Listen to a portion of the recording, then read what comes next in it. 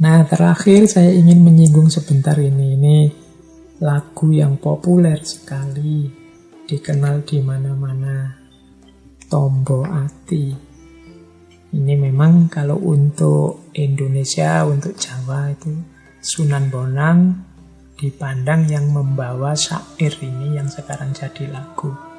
Meskipun sebenarnya 5 hal yang disebut Tombo Ati itu sudah pernah dibahas oleh beberapa ulama. Misalnya yang terkenal sebenarnya syair ini berasal dari ulama yang bernama Syekh Ibrahim bin Ahmad atau yang dikenal dengan nama Abu Ishaq Al-Khawas, ulama dari abad ketiga Hijriyah.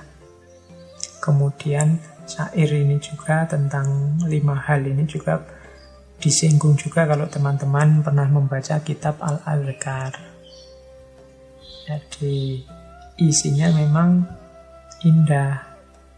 Obatnya hati dari kegalauan, dari masalah, dari kesumpekan hidup itu ada 5. Yang nomor 1, moco Quran lan maknane.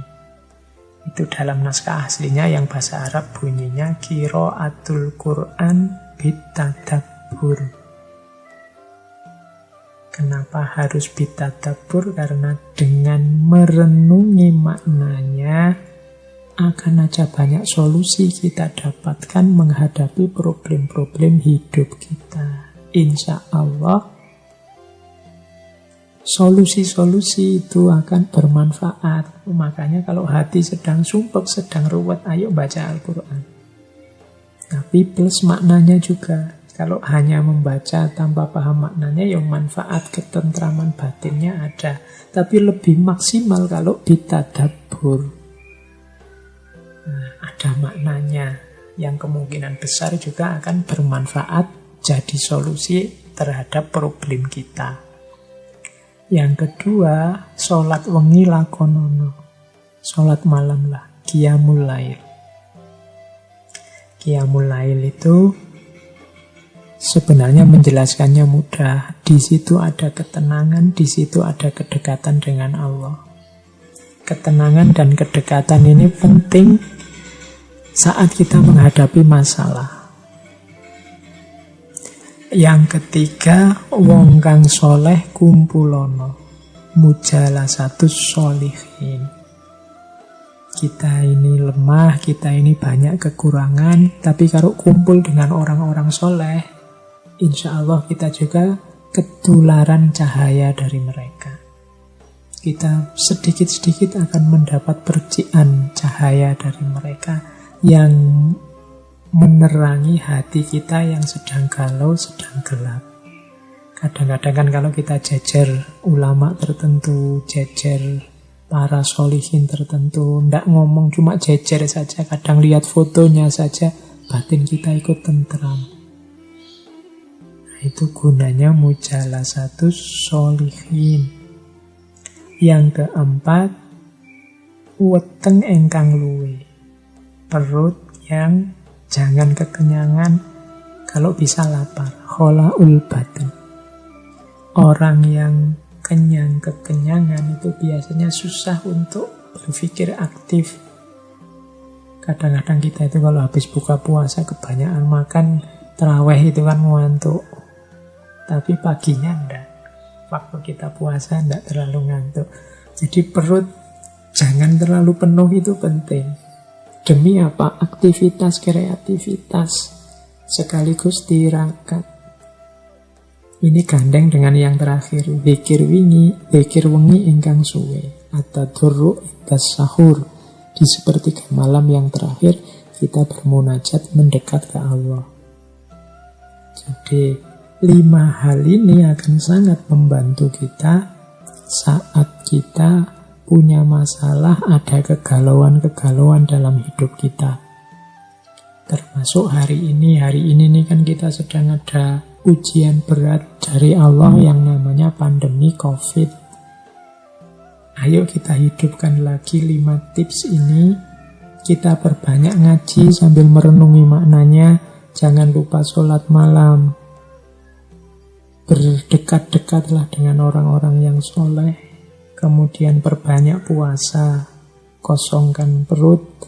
Dan yang terakhir, selalu ingat Allah. Khususnya di sepertiga malam terakhir. At-tadarru' indas sahur. Nah, ini salah satu tinggalan dari Kanjeng Sunan Bonang yang ternyata juga masih banyak manfaatnya untuk kita hari ini. Maka monggo teman-teman yang masih punya gairah besar untuk mengkaji dan belajar, jangan jemu-jemu, jangan bosan-bosan menggali khazanah-khazanah lama. Dari situ kadang-kadang kita ketemu mutiara-mutiara terpendam yang tidak terduga-duga. Termasuk dari Kanjeng Kanjeng Sunan Bonang ini. Hari ini kita tengok sedikit-sedikit muatan dari suluk-suluk beliau. Silahkan diperdalam, silahkan dilanjutkan untuk menggali lebih jauh. Saya akhiri sekian sesi malam hari ini, sekaligus sesi para sufi Nusantara dari bulan Agustus. Insya Allah bulan depan kita akan ganti tema, biar tidak bosan. Karena di antara strategi saya menjaga ritme biar kita semua tidak bosan, ya tidak cuma teman-teman termasuk saya dalam tema-tema, kita bikin diversifikasi macam-macam, kadang ke barat, kadang ke timur, kadang Islam, kadang Nusantara, macam-macam. Jadi insya Allah minggu depan temanya agak berbeda lagi, paling tidak untuk memperkaya wawasan kita sehingga kita punya banyak alternatif, banyak senjata menghadapi berbagai masalah dalam hidup ini. Baik teman-teman, saya kira itu. Mohon maaf kalau ada salah ngomong, salah ucap, kalau ada keliru-keliru dalam penjelasan. Karena sepanjang berapa jam, berapa minggu, berapa bulan, berapa tahun saya menemani teman-teman dalam ngaji filsafat ini, pasti ini sifatnya pasti sudah ada yang keliru-keliru, ada yang kurang, ada yang salah, mohon dimaklumi. Bahkan mungkin kalau ada yang mengingatkan langsung, ya monggo, alhamdulillah saya bisa belajar untuk jadi lebih baik.